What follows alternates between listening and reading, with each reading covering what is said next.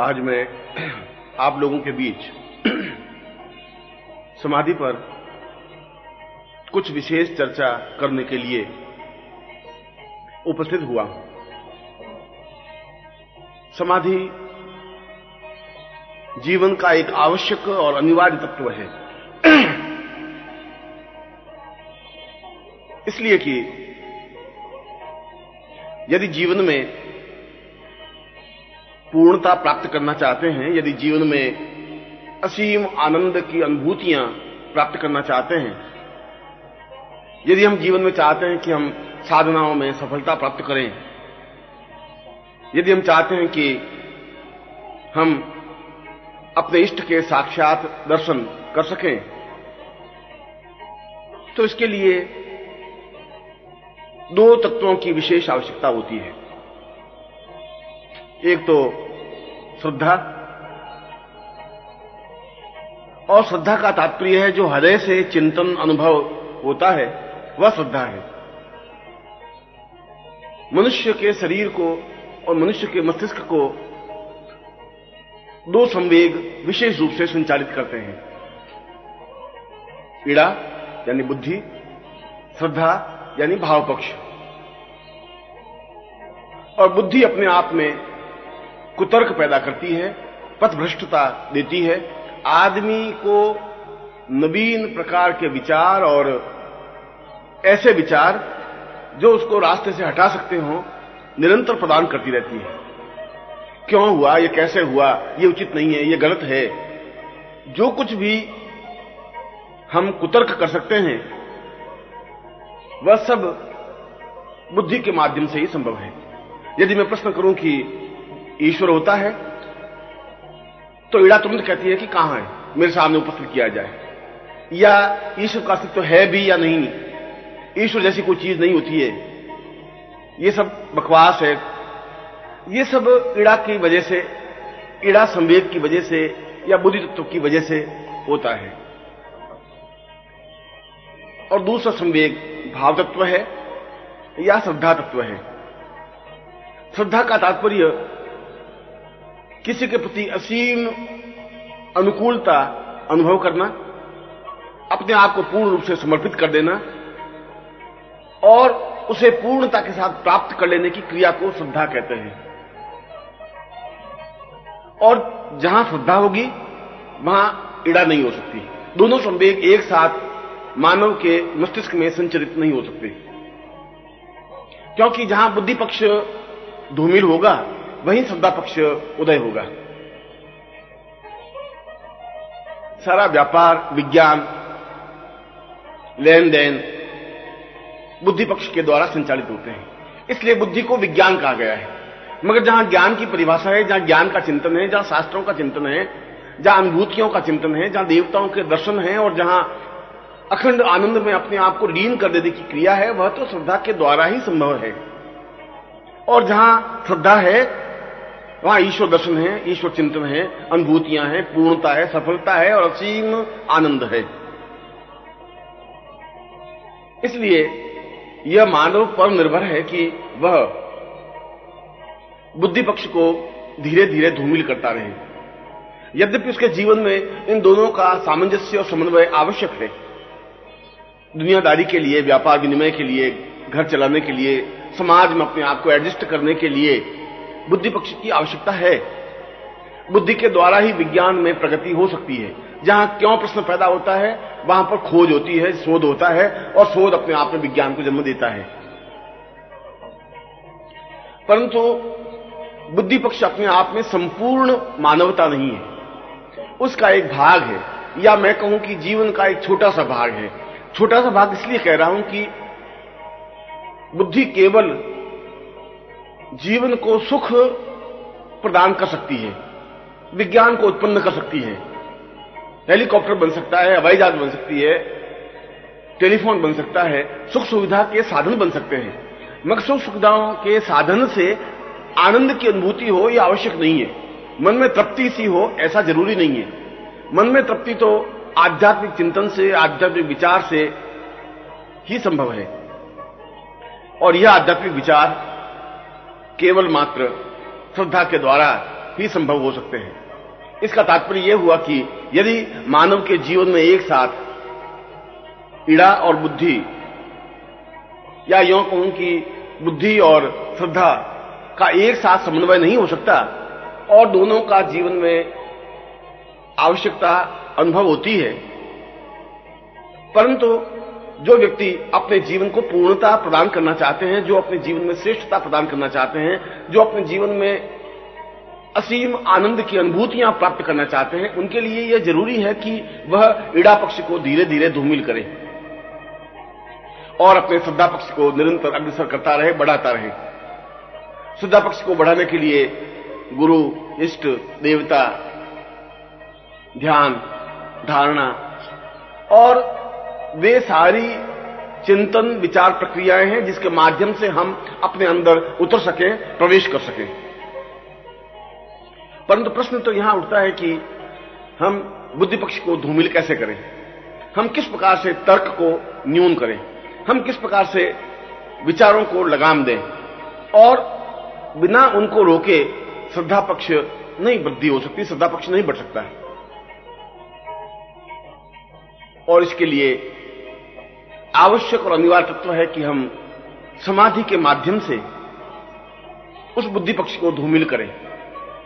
धूमिल शब्द मैं इसलिए प्रयोग कर रहा हूं कि जहां बुद्धि पक्ष अपने आप में पीछे की ओर खड़ा होगा, वहीं श्रद्धा पक्ष आगे की ओर अग्रसर होगा, और जहां श्रद्धा है वहां सुख है, वहां सौभाग्य है, वहां संतोष है, वहां पूर्ण मानसिक तृप्ति है, वहां किसी प्रकार का तनाव नहीं है, वहां किसी प्रकार का दुख नहीं है, दैन्य नहीं है, अभाव नहीं है, कष्ट नहीं है, पीड़ा नहीं है।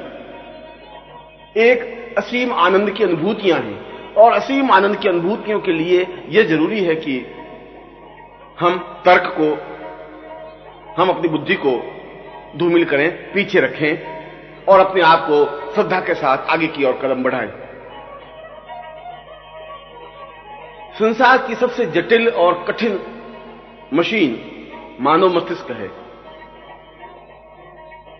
और यह अपने आप में इतना पेचीदा है कि हर क्षण निरंतर गतिशील रहता है और यह गतिशील रहता है विचारों से, भावनाओं से, प्रक्रियाओं से।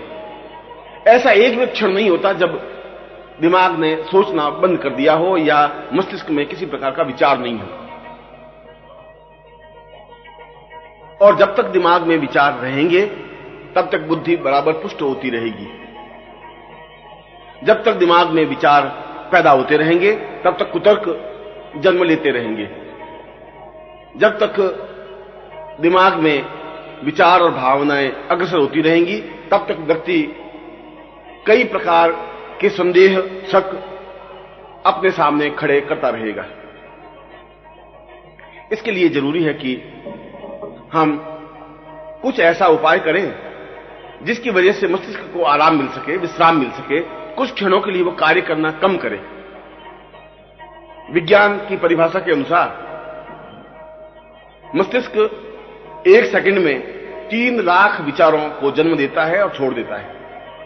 3 लाख विचार एक साथ संचलित होते हैं, उनमें से कुछ बिंब वो पकड़ लेता है, कुछ बिंबों को छोड़ देता है। परंतु प्रश्न ये नहीं है कि उसने कितने बिंब पकड़े या कितने विचार छोड़े, प्रश्न यह है कि उस मस्तिष्क पर कितना अधिक बोझ है।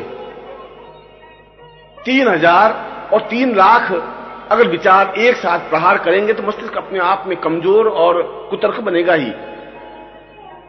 क्या कोई ऐसी युक्ति नहीं है, क्या कोई ऐसा चिंतन नहीं है, क्या कोई ऐसा तरीका नहीं है जिसके माध्यम से मस्तिष्क पर पड़ने वाले बोझ को हम कम कर सकें? और इसके लिए यह जरूरी है कि हम विचार शून्य मस्तिष्क को तैयार करें। विचार शून्य मस्तिष्क का तात्पर्य है कि हम कोई ऐसी प्रक्रिया अपनाएं जिसकी वजह से मस्तिष्क में कम से कम विचार उत्पन्न हो। जब कम से कम विचार उत्पन्न होगा तब बाहरी संसार से वह कट जाएगा। जब बाहरी संसार से कटेगा तो अपने अंदर प्रवेश करने की क्रिया करेगा, और जहां अंदर प्रवेश करने की क्रिया करेगा वहां उसे इष्ट के दर्शन हो सकेंगे, ब्रह्मांड की अनुभूतियां प्राप्त कर सकेगा और अपने जीवन के असीम आनंद को प्राप्त कर सकेगा। और इन सब के लिए यह जरूरी है कि थॉटलेस माइंड या विचार शून्य मस्तिष्क अनिवार्य रूप से हो। यहां प्रश्न उठता है कि क्या विचार शून्य मस्तिष्क संभव है? क्या कोई ऐसा तरीका है जिससे कि हम विचार शून्य मस्तिष्क को जन्म दे सकें? जीवन में जब तक जागृतावस्था में मनुष्य होता है तब तो सोचता ही रहता है, चलते फिरते, उठते बैठते, लेटते, विश्राम करते, कुछ न कुछ बातें सोचता रहता है। यदि वो चाहे, यदि वो नहीं चाहे, यदि विश्राम के समय लेटा हुआ है तब भी उसको भूतकाल की कई घटनाएं उसके मस्तिष्क में आती रहेंगी, भविष्य की कई योजनाएं उसके मस्तिष्क में बनती रहेगी, कोई न कोई विचार उस पर संक्रमण करता ही रहेगा। परंतु इस प्रकार के विचार संक्रमणता की वजह से वह भली प्रकार से जीवन यापन भी नहीं कर सकता। यहां तक कि वह जब नींद में होता है, जब सारा शरीर शिथिल हो जाता है, उस समय भी विचार बराबर उसके मस्तिष्क में गतिशील होते रहते हैं, जिनको हम स्वप्न कहते हैं। स्वप्न एक प्रकार से विचारों का प्रस्फुटीकरण है, और ऐसा संसार में कोई व्यक्ति है ही नहीं जो स्वप्न नहीं देखता हो। यह अलग बात है उस व्यक्ति को प्रातःकाल उठने पर या जागने पर याद नहीं रहे या स्मरण नहीं आता हो, यह तो उसकी मस्तिष्क की कमजोरी या न्यूनता की वजह से है।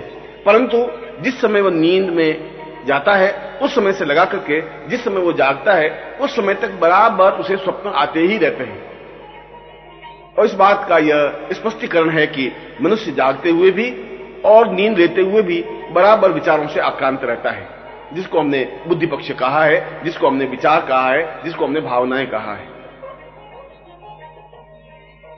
परंतु वैज्ञानिकों ने तो इस बात को स्पष्ट किया है और शास्त्रों ने इस बात को स्वीकार किया है कि विचार शून्य मस्तिष्क ही नवीन मानव का निर्माण करता है। एक अगर हमें नवीन मनुष्य की उत्पत्ति करनी है, अगर हमें नवीन मनुष्य को इस पृथ्वी पर उतारना है, तो यह जरूरी है कि हम विचार शून्य मस्तिष्क बनाएं, अपने मस्तिष्क को विश्राम दें, हम उस पर कम से कम बोझ डालें। एक सेकंड में 3 लाख जो विचार संक्रमण करते हैं उसकी अपेक्षा 1 लाख विचारों को आने दें, फिर 50,000 विचारों को आने दें, फिर 1,000 विचारों को आने दें, और धीरे धीरे न्यून करते करते ऐसी स्टेज पर, ऐसी स्थिति पर आ जाएं कि मस्तिष्क में किसी प्रकार का कोई विचार नहीं हो, कोई भावना नहीं हो, कोई तरंग नहीं हो, कोई लहर नहीं हो। और ऐसा नहीं होने पर मस्तिष्क विचार शून्य सा बनेगा। यह विचार शून्य मस्तिष्क अपने आप में महापुरुष की संज्ञा है, श्रेष्ठता की संज्ञा है। हम उसे विचार शून्य मस्तिष्क कहें या समाधि अवस्था कहें, दोनों एक ही हैं।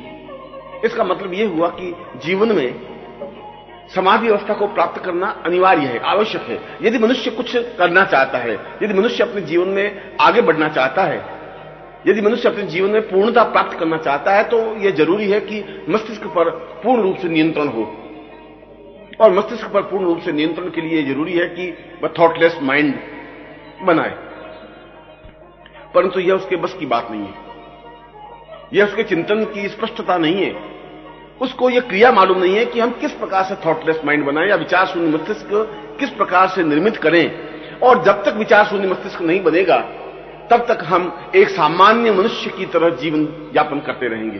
सामान्य मनुष्य होना तो एक अलग प्रक्रिया है, परंतु श्रेष्ठ पुरुष बनना, अद्वितीय पुरुष बनना, पुरुषोत्तम बनना, महापुरुष बनना, यह जीवन का एक विशेष लक्ष्य है, हमारे जीवन का आदर्श है। हम जीवन की पूर्णता इसी तरीके से प्राप्त कर सकते हैं। इसीलिए मैंने अभी एक शब्द आपके सामने स्पष्ट किया कि हमें एक नवीन मानव को जन्म देना है, एक ऐसे मानव को जन्म देना है जो अपने मस्तिष्क पर नियंत्रण प्राप्त कर सके। और जिस दिन मानव का मस्तिष्क पर नियंत्रण प्राप्त हो जाएगा उसमें क्रोध की कोई अवस्था नहीं होगी, उस समय भय नहीं होगा, उस समय एक दूसरे के प्रति प्रतिशोध नहीं होगा, उस समय युद्ध नहीं होंगे, उस समय एक देश दूसरे देश से लड़ नहीं सकेंगे, उस समय कष्ट और पीड़ा नहीं होगी, पड़ोसियों की लड़ाई झगड़े नहीं होंगे, मारपीट नहीं होंगे, और किसी प्रकार का भय और आतंक का साम्राज्य इस पृथ्वी पर नहीं रहेगा। और नहीं रहेगा तो ऐसा विश्व अपने आप में एक अद्वितीय विश्व बन सकेगा। यदि हम अद्वितीय विश्व की कल्पना करते हैं, शांति और सुख की कल्पना करते हैं, तो इसके लिए जरूरी है कि हम ऐसा व्यक्ति पैदा करें, ऐसा व्यक्ति तैयार करें जो अपने आप में अपने मस्तिष्क पर नियंत्रण प्राप्त कर सकता हो, अपने आप में विचार शून्य मस्तिष्क की नियंता बन सकता हो। और जहां विचार शून्य मस्तिष्क है वहां जीवन की पूर्णता है, वहां जीवन की श्रेष्ठता है।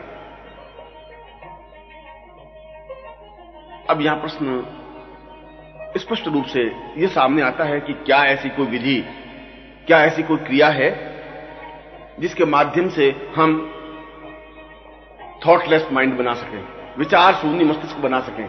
क्या कोई ऐसी प्रक्रिया है जिसके माध्यम से हम धीरे धीरे विचारों की श्रृंखला को कम कर सकें?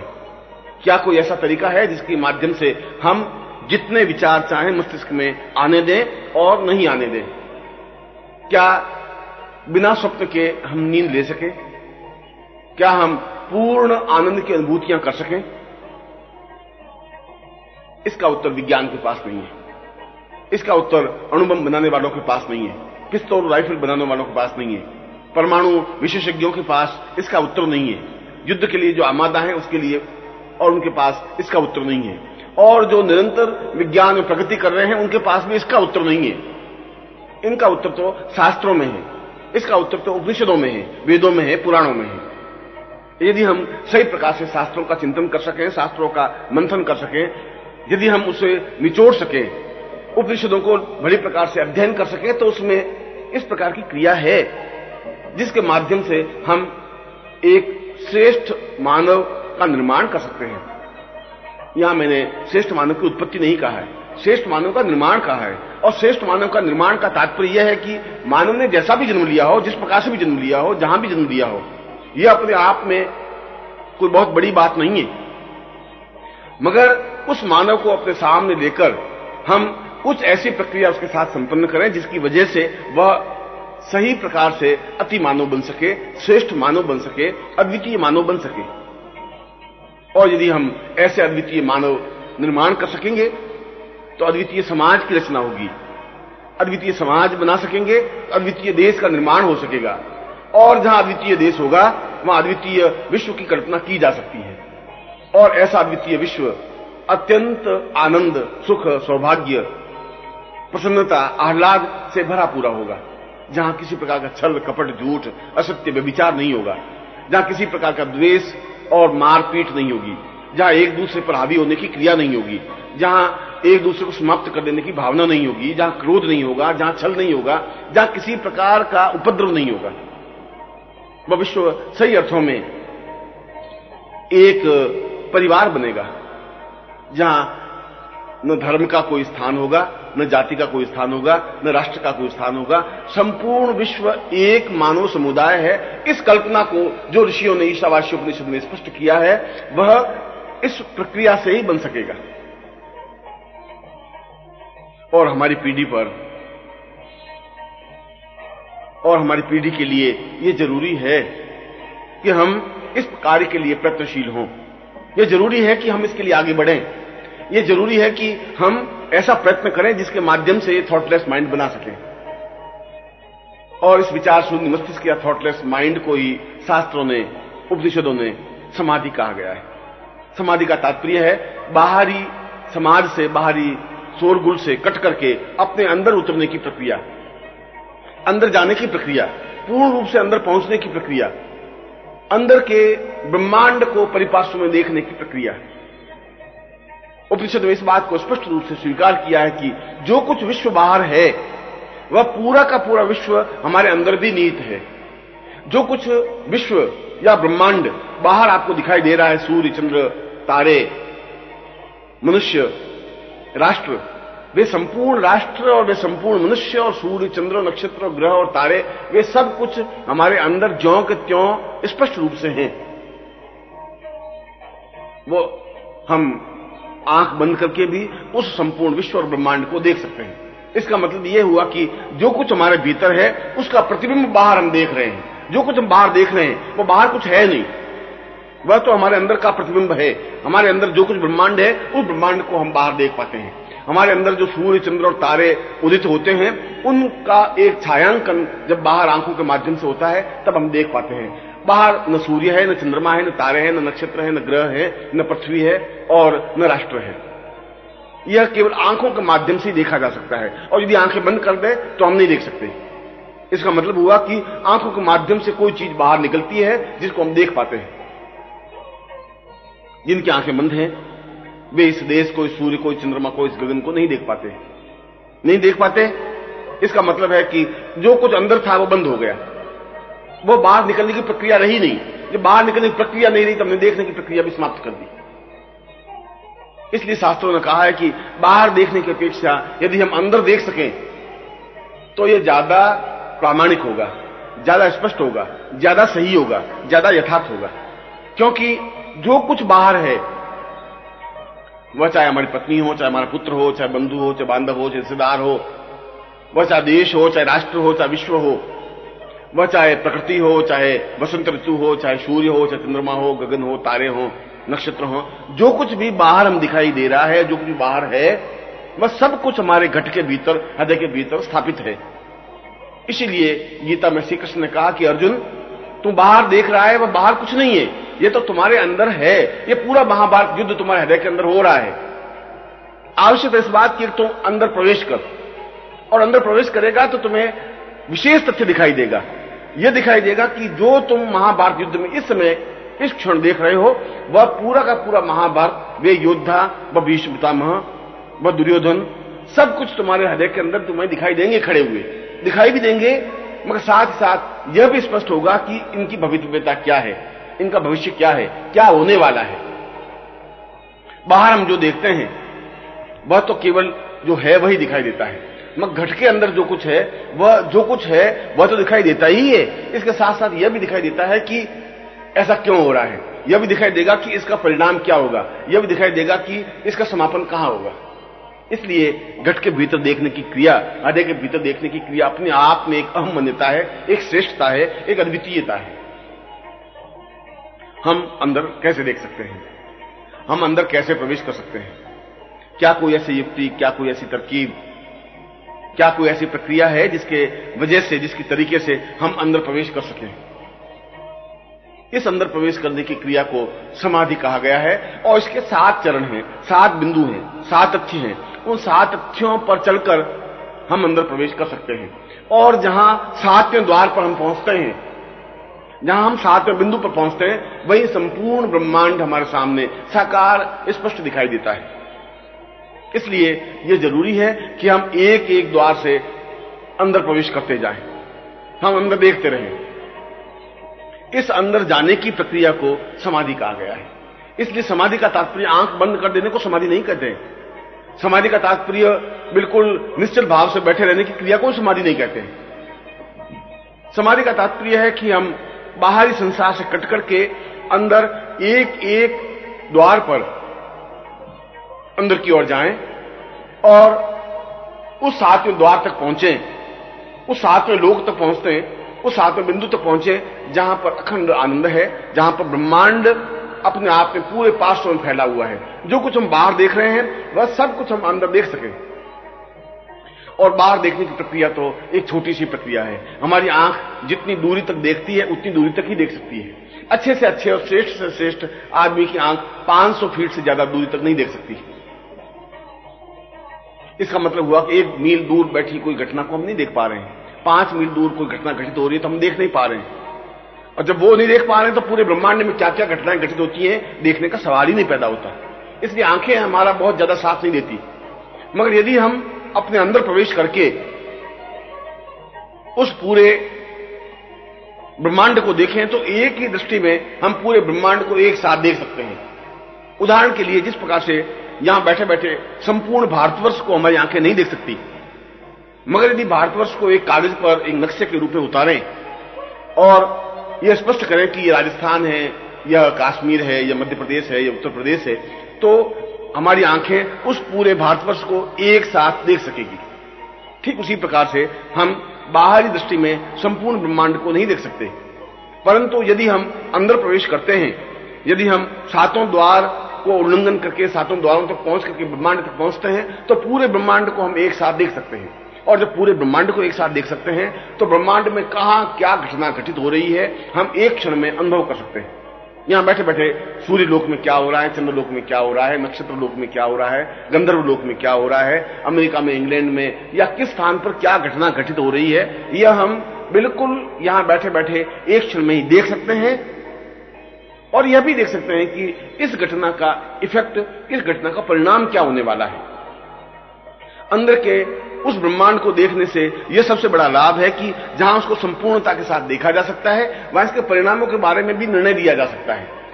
अपने सामने बिल्कुल स्पष्ट साकार हो जाएगा कि यह आगे जाके घटना इस रूप में खड़ी होगी, और यदि वह घटना प्रतिकूल है तो उसमें हस्तक्षेप करके उसको अनुकूल बनाया जा सकता है।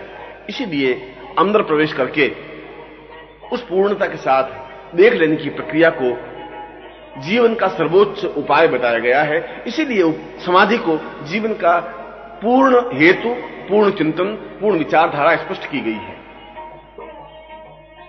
जो सही अर्थों में मानव है, जो सही अर्थों में जीवन की कल्पना करते हैं, जो सही अर्थों में यह समझने का चिंतन करते हैं कि मुझे अपने जीवन में उस पूर्णता को प्राप्त करना है जो हमारे पूर्वजों ने, ऋषियों ने प्राप्त किया, जो त्रिकालदर्शी कहलाए। और त्रिकालदर्शी का मतलब है वर्तमान को, भूतकाल को, भविष्यकाल को, तीनों कालों को एक साथ देखने की प्रक्रिया। उनके पास ऐसी कोई साधना नहीं थी, उनके पास ऐसा कोई विचार सागर नहीं था, वह तो केवल अपने अंदर उतरने की प्रक्रिया थी। और अंदर उतर करके एक द्वार, दूसरा, तीसरा, चौथा, पांचवा, छठा और सातवें द्वार पर पहुंच करके उस संपूर्ण ब्रह्मांड को एक साथ देने की क्रिया थी। और जब एक साथ देखने की क्रिया उनके पास होती थी तो वर्तमान को देख पाते थे।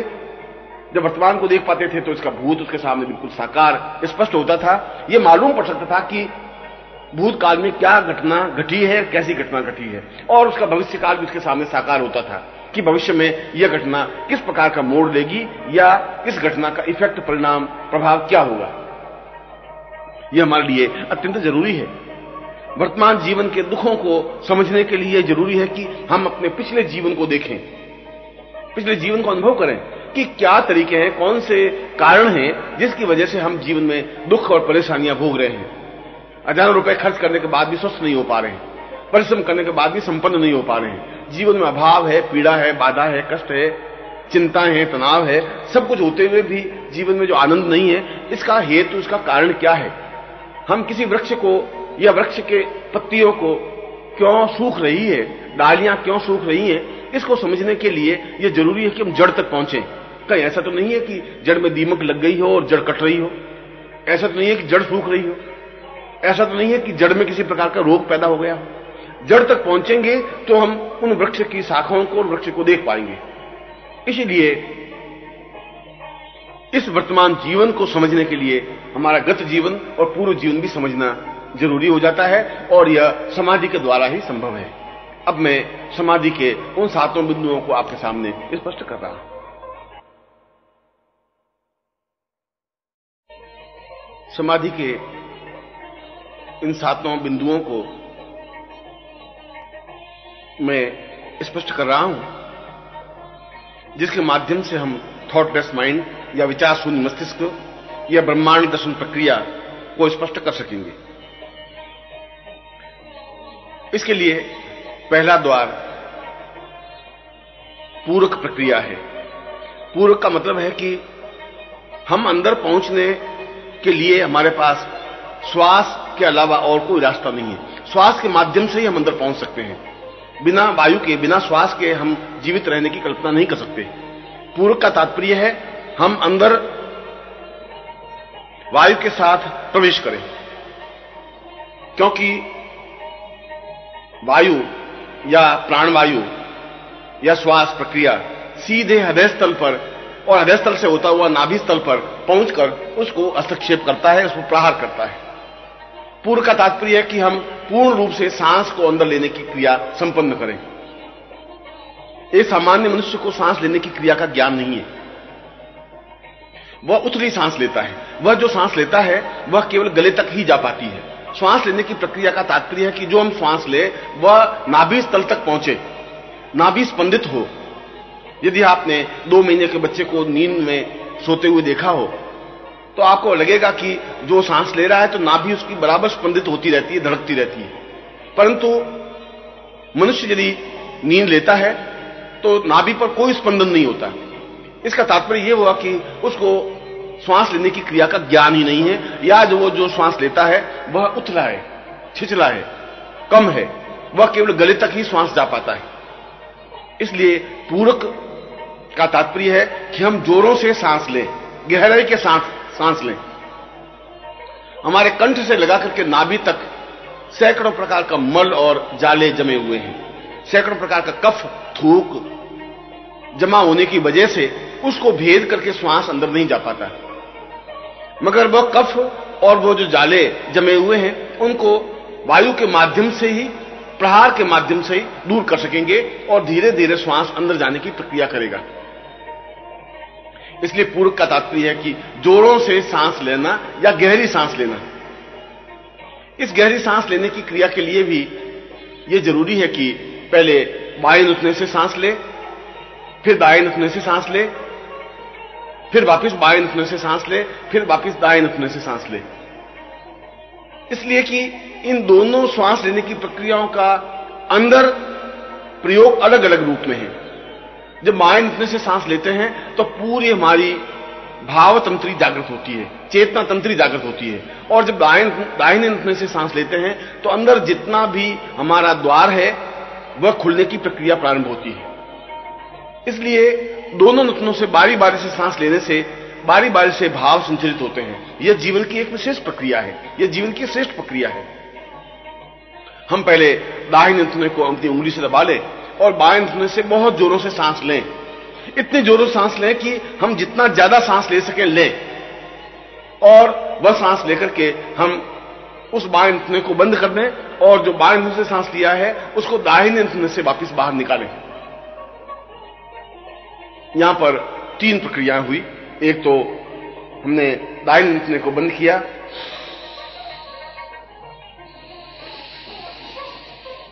ये हमने बाएं घुटने से सांस लिया और बाएं घुटने से ही श्वास को वापस बाहर निकाला। दूसरी बार में बाएं घुटना हम अंगूठे से बंद करेंगे और दाहिने घुटने से सांस लेंगे और दाहिने घुटने से ही श्वास को बाहर निकालेंगे। बस श्वास बहुत गहराई के साथ लेंगे।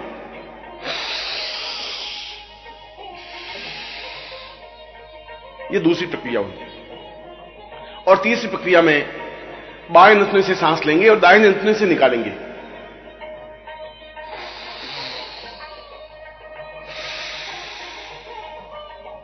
चौथी प्रक्रिया में दाहिने घुटने से सांस लेंगे और बाएं घुटने से बाहर निकालेंगे।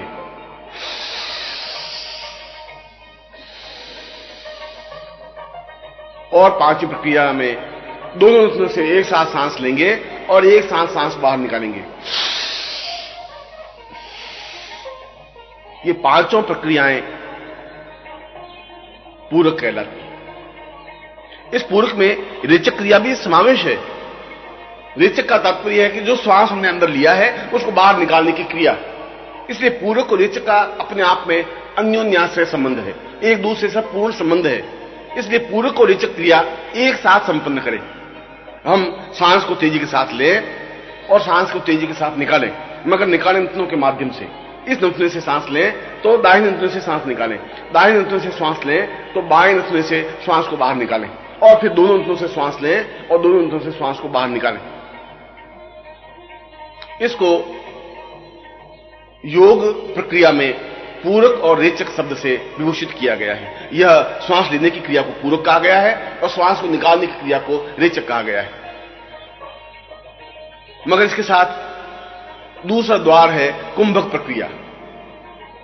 कुंभक प्रक्रिया का तात्पर्य जो हम श्वास अंदर ले उसको अंदर रोक दे, और जितना ज्यादा समय तक रोके रहे उसको कुंभक कहते हैं। और कुंभक में न श्वास फिर वापस लिया जाता है न श्वास को बाहर निकाला जाता है। हम श्वास को दोनों घुटनों से लें और फिर जालंधर बंद लगा करके उसको हम रोक दें।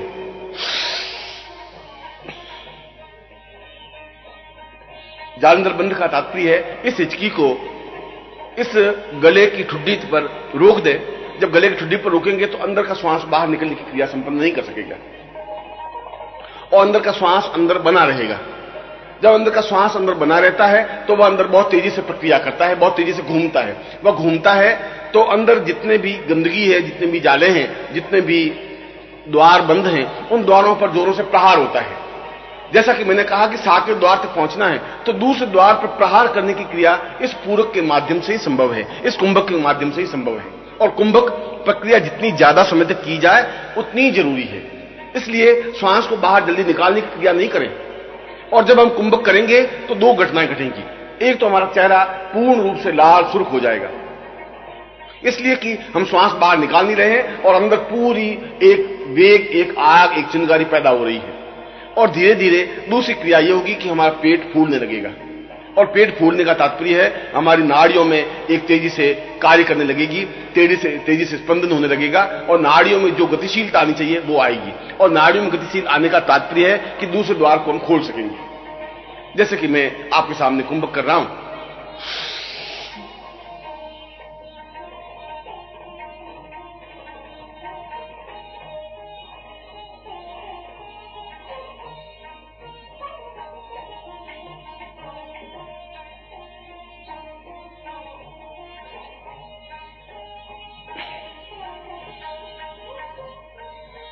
आपने देखा होगा कि इस प्रक्रिया में पूरा चेहरा लालिमा की ओर, पूरा खून चेहरे की ओर आने लग जाता है। ऐसा लग जाता है कि चेहरा लाल होने लगा है। लाल होने का तात्पर्य कि हमारी सारी शरीर की नाड़ियां कार्य करने लग जाती हैं और वे कार्य करने की साथ साथ अंदर जो कुंभक होता है, अंदर जो श्वास होता है, वो अपने आप में फैलता है, क्योंकि अंदर जठराग्नि है। उस अग्नि का उस वायु से जब संबंध स्थापन होता है तो वायु और फैलती है और वह फैल करके पेट को फुला देती है। और पेट को फुलाने का तात्पर्य है अंदर जितने भी रोग हैं वह समाप्त होने की प्रक्रिया। पेट को फुलाने का तात्पर्य है अंदर नाड़ियों में जो गतिशीलता नहीं है वह गतिशील होने की प्रक्रिया। समाधि का तीसरा चरण या तीसरा द्वार भस्त्रिका है। भस्त्रिका का तात्पर्य है कि अभी तक तो हमने पूरक और रेचक और कुंभक किया। श्वास को अंदर लिया, श्वास को बाहर निकाला, यह पूरक और रेचक हुआ। और फिर श्वास को अंदर रोकने की प्रक्रिया की, यह कुंभक हुआ। परंतु यह तो धीरे धीरे श्वास लेने की प्रक्रिया हुई। धीरे धीरे श्वास लेने से अंदर जितनी गंदगी है, जितना मैल है, अंदर जितने द्वार हैं, वे एक साथ नहीं खुल पाते। उसके लिए पूरा फोर्स जरूरी है, पूरा धक्का जरूरी है, पूरी तेजी जरूरी है। इस पूरी तेजी के साथ श्वास लेने की क्रिया को भस्त्रिका कहा जाता है।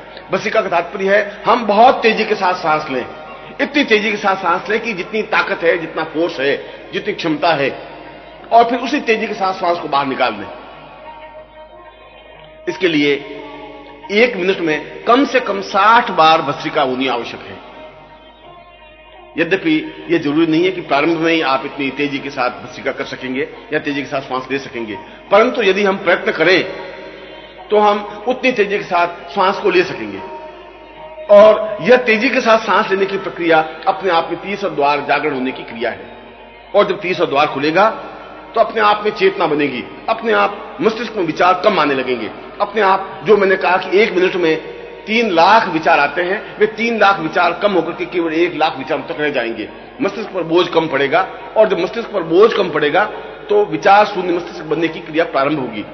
जब मस्तिष्क पर बोझ कम पड़ेगा तो हम ज्यादा विश्राम कर सकेंगे। इसीलिए इस भस्त्रिका की प्रयोग या इस भस्त्रिका का परिणाम हमारे जीवन में अत्यंत अनिवार्य है। और प्रत्येक साधक को प्रातःकाल उठकर जहां पूरक, रेचक और कुंभक करे वहां भस्त्रिका का प्रयोग करे ही, और कम से कम 5 से 7 मिनट करे। मैंने 5 और 7 मिनट के लिए कहा है, इसका मतलब हुआ कि 1 सेकंड में 1 भस्त्रिका। 1 मिनट में अगर 60 भस्त्रिकाएं करनी हो तो फिर हमें पूरे 1 सेकंड में 1 बार भस्त्रिका करनी होगी। तेजी के साथ सांस लेना होगा, तेजी के साथ सांस छोड़ना होगा। मैं आपके सामने भस्त्रिका का एक उदाहरण सामने रख रहा हूं। और जैसा कि मैंने बताया कि भस्त्रिका के लिए आप सुखासन में बैठ सकते हैं, आपके दोनों हाथ अपने घुटनों पर हों, या यदि आप ऐसा नहीं बैठ सकें तो वीरासन में भी बैठ सकते हैं। मगर वीरासन में बैठना आपके लिए ज्यादा उचित और अनुकूल रहेगा। जब आप वीरासन में बैठे हैं तो दोनों हाथ आपके घुटने पर हों और फिर आप सीना फुला करके तेजी के साथ सांस लें और तेजी के साथ सांस बाहर निकालें। तेजी के साथ का मतलब है कि जितनी ताकत है वह पूरा फोर्स लगा करके, धीरे धीरे नहीं। अगर इतनी तेजी के साथ निकलने में नाक में से खून के कुछ कतरे निकल जाते हैं तो घबराने की जरूरत नहीं है। यह तो जो कुछ उस नाक के छिद्र से लगा करके कंठ तक जो कुछ जाले जमे हुए हैं, जो कुछ थक्के जमे हुए हैं, जो खून के कण जमे हुए हैं, जो कुछ लार और थूक जमा हुआ है, वह सब निकलने की प्रक्रिया है। वह सब निकलेगा तो ये रास्ता बिल्कुल खुलेगा। ये सब रास्ता खुलेगा तो अपने आप में स्पष्ट हो सकेगा। मैं आपके सामने उस भस्त्रिका को स्पष्ट कर रहा हूं। आप भी जब इसके 30 द्वार तक पहुंचे तो इसी प्रकार तेजी के साथ भस्त्रिका करने की क्रिया संपन्न करें।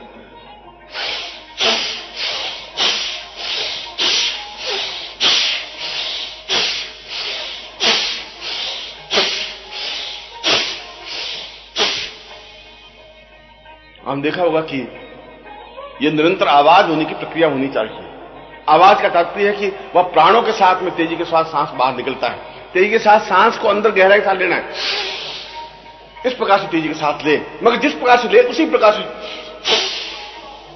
उसमें पूरा ताकत, पूरा फोर्स सांस निकालने की क्रिया पर है, पूरा फोर्स सांस देने की क्रिया पर है। मगर इसके लिए धीरे धीरे करने की जरूरत नहीं है। प्रारंभ में धीरे धीरे अभ्यास करना होगा।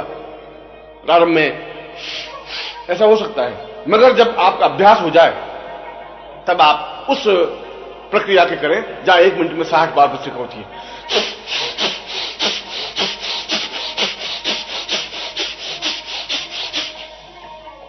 इस प्रकार की भस्त्रिका प्रारंभ करने से आपका 30 द्वार अपने आप में पूर्ण रूप से जागृत हो सकेगा। इसके बाद में जब आपका 30 द्वार जागृत हो जाए या हम 30 द्वार तक पहुंच जाएं, तब चौथे द्वार की ओर प्रवेश करने की क्रिया संपन्न करनी चाहिए। चौथे द्वार में प्रवेश करने की क्रिया केवल इस प्राणायाम और भस्त्रिका के बाद ही संभव है। इस चौथे प्रकार की क्रिया में यह जरूरी है कि हम बिल्कुल शांत तुरंत भस्त्रिका के बाद बैठ जाएं। जो ही भस्त्रिका समाप्त करें उसमें किसी प्रकार का विलंब नहीं हो। जब हम भस्त्रिका समाप्त कर दें, संपन्न कर लें, चाहे हम 1 मिनट करें या 5 मिनट करें या 7 मिनट करें, एक स्वस्थ व्यक्ति 5 या 7 मिनट से ज्यादा भस्त्रिका नहीं कर सकता। यदि अभ्यास जब योगी करते हैं तो 7, 8, 10, 15 मिनट भी कर सकते हैं, मगर इस प्रक्रिया में पूरा शरीर गर्म हो जाता है। तेजी के साथ लावे की तरह, लाल सुर्ख अंगारे की तरह हो जाता है। शरीर की सारी नाड़ियां अपने आप में गतिशील हो जाती हैं। मस्तिष्क में खून का प्रवाह तेजी के साथ होने लग जाता है और सारा शरीर अपने आप में हल्का हो जाता है।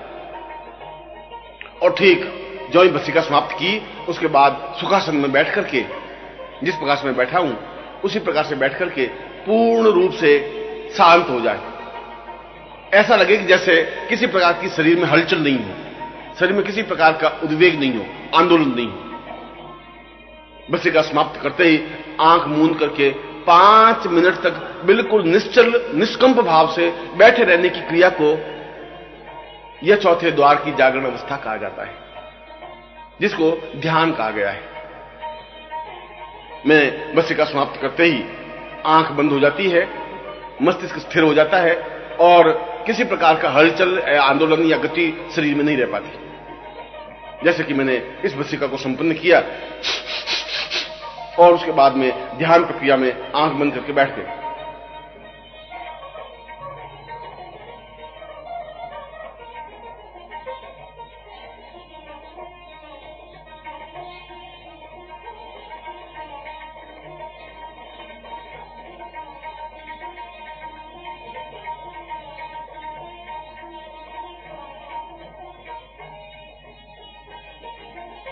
ये चौथे द्वार के जागरण के लिए इस ध्यान की अत्यंत अनिवार्यता है और यह ध्यान प्रक्रिया कम से कम 5 मिनट तो होनी ही चाहिए।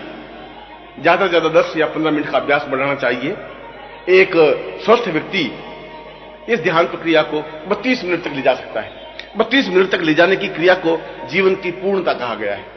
यूं तो इसके बाद अभ्यास होने के बाद तो 1 घंटे का ध्यान या 2 घंटे का ध्यान या 5 घंटे का ध्यान या 10 घंटे का ध्यान भी हो सकता है, क्योंकि ध्यान में हमारे श्वास की गति, श्वास का प्रवाह अत्यंत धीमा हो जाता है। हम जो श्वास लेने की क्रिया करते हैं वो बहुत धीमे धीमे हो जाती है। इसलिए इस ध्यान में यह जरूरी है कि हम निश्चल निष्कंप भाव से बैठे रहें और कोशिश ये करें कि बाहरी समाज से हम कटे हुए हों। बाहर आवाज होती भी है तो धीरे धीरे हमारे कानों में नहीं आए, इस बात की हम कोशिश करें। यद्यपि प्रारंभ में बाहर जो बर्तन भी आवाज होगी तो बर्तन की आवाज कानों में आएगी। यदि कोई बच्चा चिल्लाएगा तो उसकी चिल्लाहट भी हमारे कानों में आएगी। मगर यदि आप 10 मिनट का ध्यान करने की क्रिया में आ जाते हैं और 10 मिनट के ध्यान के बाद में 11वें, 12वें या 15 मिनट में ध्यान में जाते हैं, तो धीरे धीरे आप बाहरी आवाज बंद हो जाएगी। बाहर यदि आवाज हो भी रही है तो आपके कानों में आएगी मगर आपके शरीर को किसी प्रकार की गति नहीं देगी। यह अपने आप में ध्यान की प्रक्रिया है। ध्यान की प्रक्रिया का मतलब आंख बंद कर देना नहीं है। ध्यान की प्रक्रिया का मतलब है कि जब आप धीरे धीरे अंदर उतरने की क्रिया करते हैं तो बाहरी शरीर से आपका संपर्क कट जाता है। बाहरी शरीर अपने आप के व्यर्थ हो जाता है। बाहर जो आवाज है, समाज का शोरगुल है, वो अपने आप में तुम्हारे शरीर को स्पंदित नहीं कर पाता है। अगर नहीं कर पाता है, इसका मतलब है कि आप दूसरे, तीसरे या चौथे द्वार तक पहुंच गए।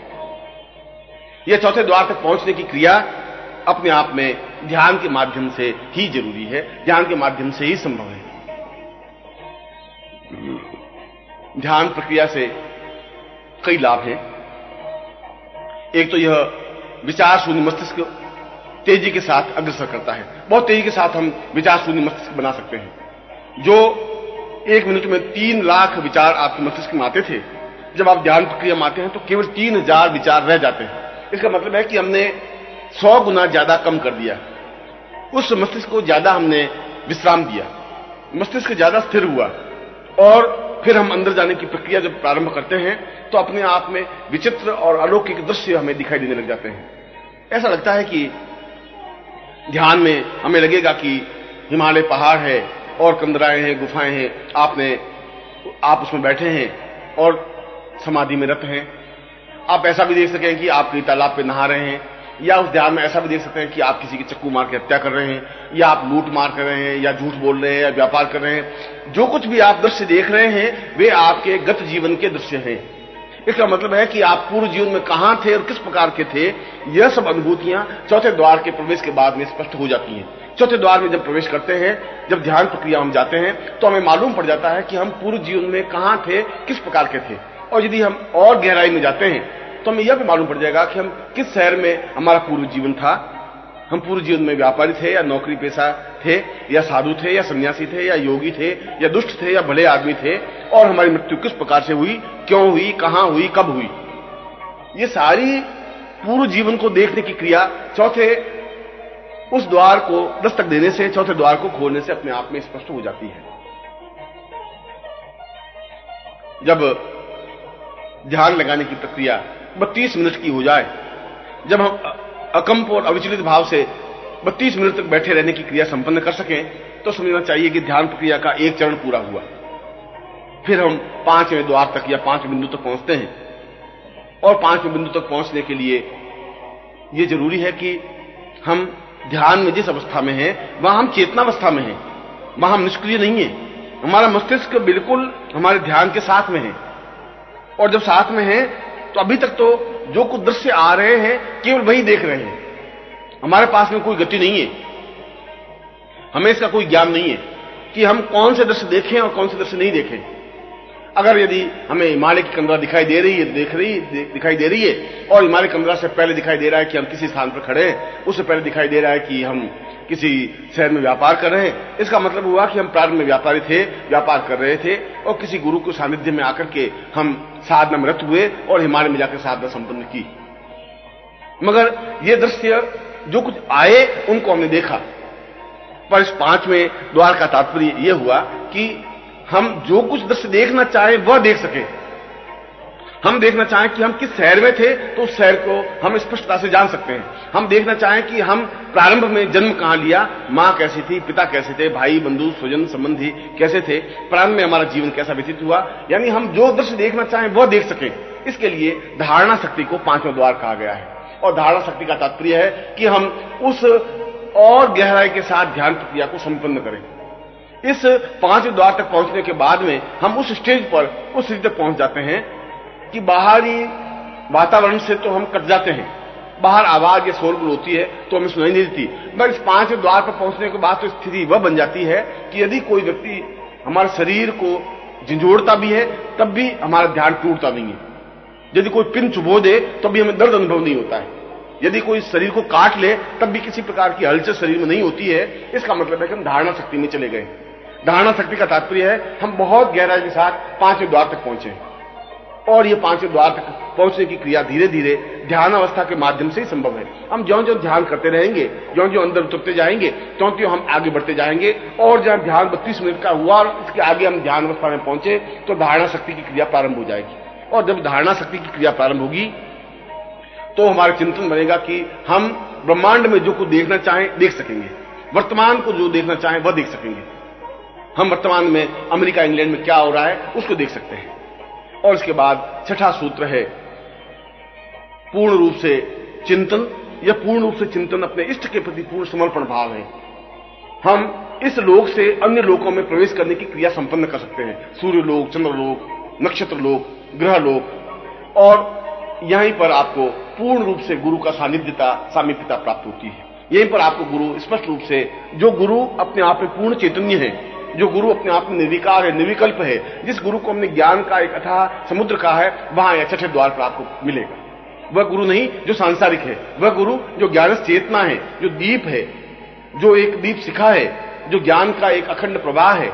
उस ज्ञान के अखंड प्रवाह को जब हम सामीप्यता अनुभव करते हैं, उसी गहराई में जाते हुए, तो समस्त शास्त्र, वेद, पुराण अपने आप हमारे जीवन में कंठस्थ हो जाते हैं, अपने आप हमारे सामने साकार हो जाते हैं। हमें किसी प्रकार का ज्ञान और चिंतन लेने की क्रिया नहीं करनी पड़ती।